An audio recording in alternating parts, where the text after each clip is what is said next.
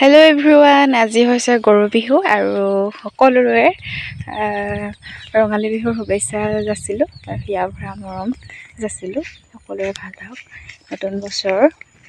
এইফালে দেখিছেনে, এয়া মাহ হালধিৰে মানে আজি যিহেতু গা ধুব লাগে আৰু গৰুকো ধুৱাব লাগে। গৰু কিন্তু আমাৰ ঘৰত নাই, সেইটো কাৰণে আমি এনেকৈ মাহ হালধি আমিও সানিম আৰু মানুহো সানে বাৰু। মানুহেও সানি গা ধুব লাগে। গৰু আমাৰ নাই যিহেতু সেইকাৰণে এবাৰ থেকেৰা বেঙেনা একো নোখোৱালোঁ দেই। আমাৰ বেটিক মাহ হালধি সানি দিছোঁ ন।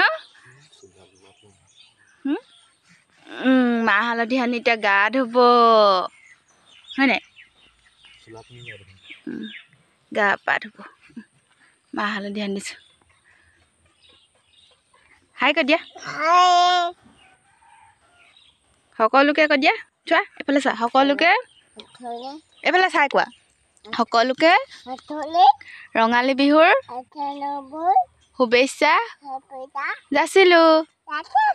এইফালে চাই কোৱা, মই এইফালে মাহ হালধি সানিলোঁ দেই কৈ দিয়া। অঁ সানিলোঁ দেই, এতিয়া জজ কৰিম, গা ধুম মই কৈ দিয়া।